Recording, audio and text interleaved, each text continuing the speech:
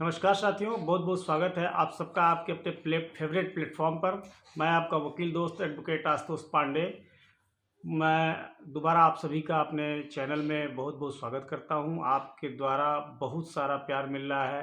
आपके द्वारा हमारी वीडियो को जो सराहना दी जा रही है उसके लिए मैं हृदय तल की गहराई से आप सभी का आभार व्यक्त कर रहा हूं। दोस्तों, आज के सेशन में हम लोग इंडियन इजमेंट एक्ट 1882, जिसे हिंदी में सुखाचार या सुखाधिकार अधिनियम के नाम से हम सभी जानते हैं, इसमें इसका डिफिनेशन कुछ इस तरह से है कि जैसे आपकी संपत्ति यदि है और आपकी संपत्ति का उपयोग यदि आपको करना है तो जो नेचर से आपको मिलने वाली सुविधाएं हैं, जैसे जल हुआ, प्रकाश हुआ, हवा के आवाजाही आवागमन की जो व्यवस्था है और धूप के लिए, प्रकाश के लिए, तो इन सब चीज़ों के लिए इस एक्ट का प्रादुर्भाव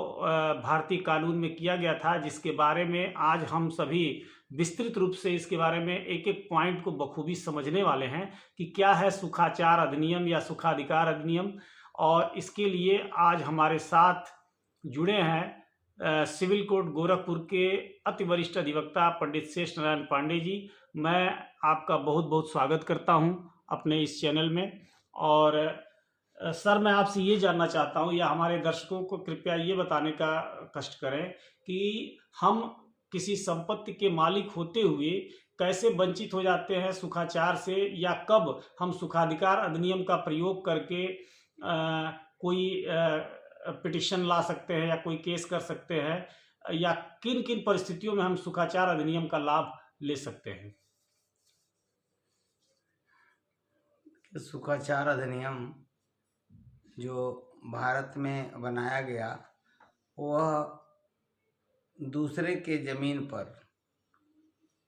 राइट क्रिएट करता है और वह राइट आपके लिए, आपके धूप, पानी, हवा के लिए यह भारतीय कानून बनाया गया है।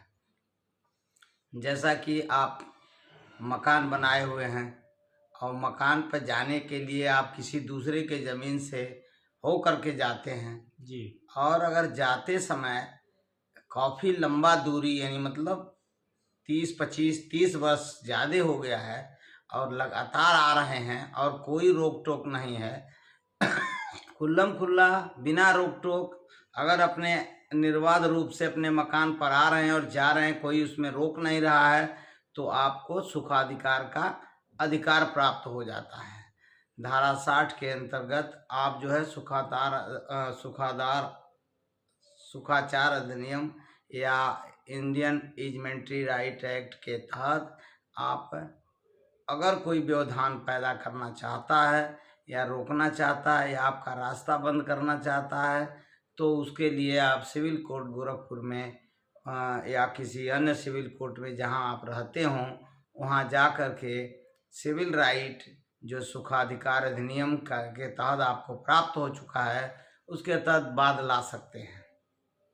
यानी कि जैसे यदि हम कहीं मकान बना रहे हैं और वहाँ पे प्रॉपर पेपर में कोई रास्ते का जिक्र नहीं किया गया है और टेम्पररी यदि हम किसी रास्ते का प्रयोग करते आ रहे हैं और उसका टेन्योर 10-15 वर्ष, 20 वर्ष, 25 वर्ष तक हो जाता है और किसी का कोई उस पर विवाद नहीं उत्पन्न होता है, और एट द टाइम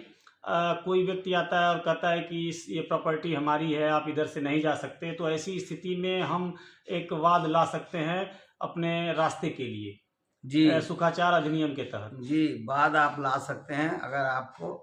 खुल्लम खुल्ला बिना रोक टोक के उस आने जाने में कभी व्यवधान नहीं हुआ, किसी प्रकार का कोई मुकदमा नहीं हुआ,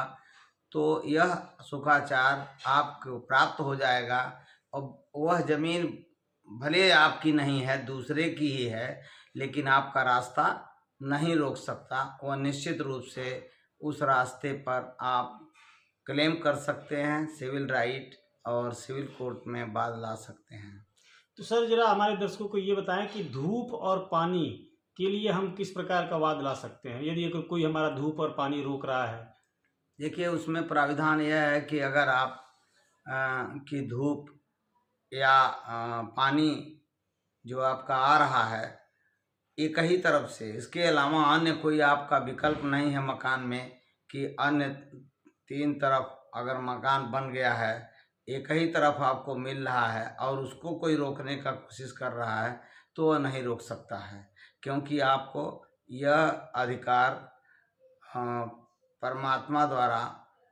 मिला हुआ है। इस अधिकार को आप बखूबी उस एक्ट के अंतर्गत जा कर के दाखिल कर सकते हैं। सर, ये जो हमारा जैसे मान लीजिए कोई मकान है और मकान के 3 तरफ खाली ज़मीन है, हमने मकान बनाया, हमने खिड़की निकाल दिया, उधर से हमें धूप हवा प्राप्त हो रहा है बाय नेचर। और यदि कोई दूसरा ज़मीन उसे परचेज करता है और सटा करके, यदि दीवार के साथ सटा करके हमारा खिड़की बंद करने कुछ, क्या ऐसे भी परिस्थिति में हम सुखाचार अधिनियम का लाभ ले सकते हैं? देखिए, आप सुखाचार अधिनियम का लाभ तो आपको प्राप्त होगा, बशर्ते उसका शर्त यही है कि उस पर 3 साल जो मियाद रखा गया है कि 3 साल के अंदर मौन स्वीकृति, यानी उसने कभी भी आपके जंगले पर, आपके रोशनदान पर, आपके हवा धूप के लिए कभी कोई रोक टोक नहीं किया, कोई मुकदमा दाखिल नहीं किया, तो आपको अधिकार वह अगर निर्बाध रूप से 25 साल से ऊपर हो गया तो आप प्राप्त हो जाता है और आप दावा कर सकते हैं। गली छोड़ना पड़ेगा उनको, हर हालत में गली वहाँ देना पड़ेगा और आपका हवा और धूप वो रोक नहीं सकते।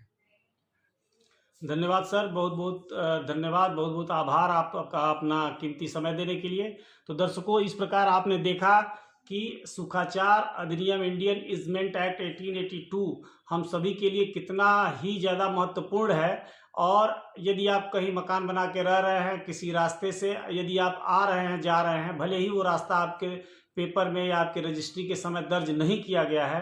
तो उस रास्ते के लिए आप इंडियन इजमेंट एक्ट के तहत, सुखाचार अधिनियम के तहत वाद ला सकते हैं। और आपको कानून के द्वारा ये राइट दिया जाता है कि किसी दूसरे की संपत्ति भी यदि आपके निजी प्रयोग में आ रही है या आप उस आने जाने में प्रयोग कर रहे हैं, तो वहाँ से आपको रास्ता देने का प्रावधान है। भले ही इसके लिए कुछ आपको शुल्क भी देना पड़े, लेकिन आपका रास्ता नहीं रोका जा सकता। इसी प्रकार यदि आपके मकान के अगल बगल आसपास कहीं कोई व्यक्ति अगर आपके धूप को, आपके हवा को, आवागमन को रोकता है, बाधित करता है, तो यहाँ भी इंडियन इजमेंट एक्ट आपको सहूलियत प्रदान करता है, आपको लाभ प्रदान करता है। दोस्तों, मैं एक बार पुनः